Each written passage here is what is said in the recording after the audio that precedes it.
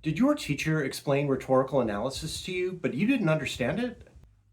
Is everyone around you writing rhetorical analysis essays that are fire, but you don't even know what's going on? Well, don't worry, because by the end of this video, you're going to understand what a rhetorical analysis essay is and isn't, so your essays will be fire.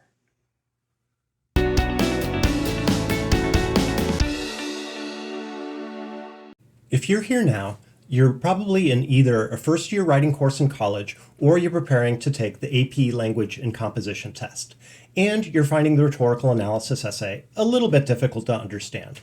You wouldn't be alone in this.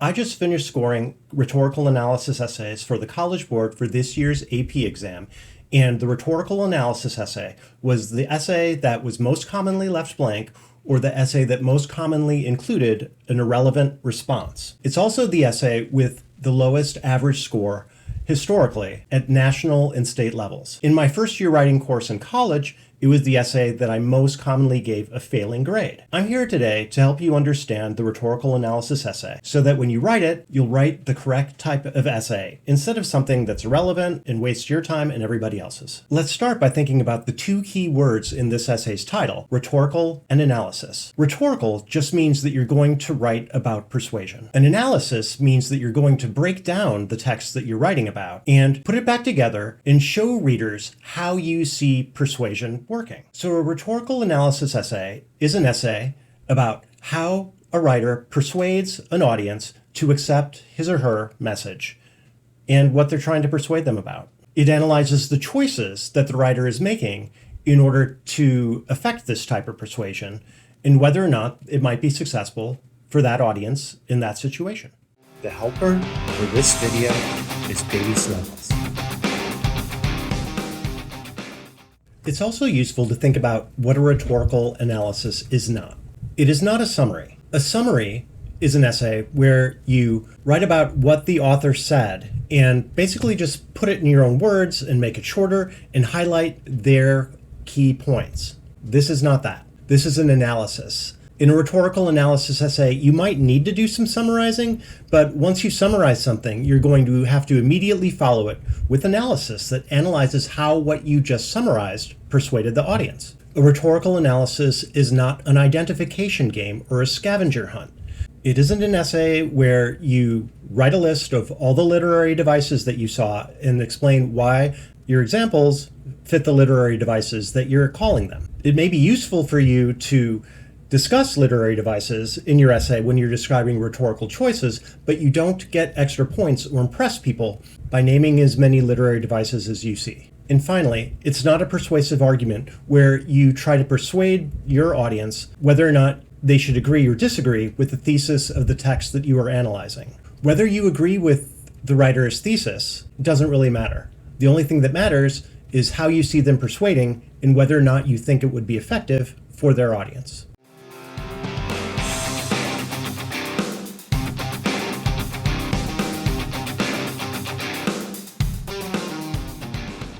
Now that you understand what a rhetorical analysis essay is, here are some tips that can help you be successful. 1.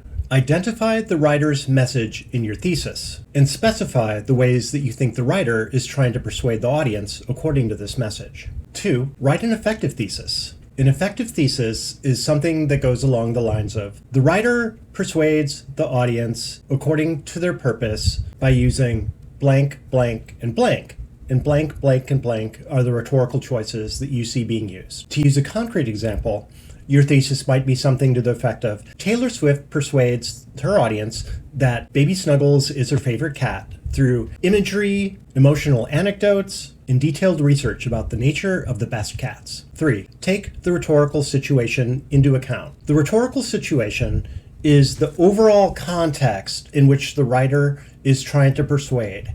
It includes who the writer is, their relationship with the audience, the historical context around them, and any differences between writer and audience that the writer is going to need to overcome. You can't write a rhetorical analysis without thinking about this, because the writer had to think about all these issues themselves before trying to figure out how they were going to persuade their audience. Think about why certain types of persuasion might be effective for a particular audience or not, and explain that in your essay. 4. Write about how the author persuades. Write about why they tried to persuade in this way and whether or not you think it would be successful. Explain whether or not you think it's going to be working. 5. Write with detail and specificity. Nothing kills a rhetorical analysis like vague language and vague writing. If you write without detail, then your reader is not going to be able to follow your critical thinking. And they're going to think that either you don't know how to write effectively or you don't know what a rhetorical analysis essay is in the first place. Finally, organize your essay around your claims instead of following the chronology of the piece that you're writing. If you write an essay organized around your own claims, you're going to be writing an argument, which is great. If you write an essay that is organized around the chronology of the essay you just read, you're probably going to write either a summary or a list of things you saw, and you're going to fail. Now you're ready to start writing essays that are fire. I hope you've enjoyed this video. Please come back for more Zubify and more advice on writing and literature.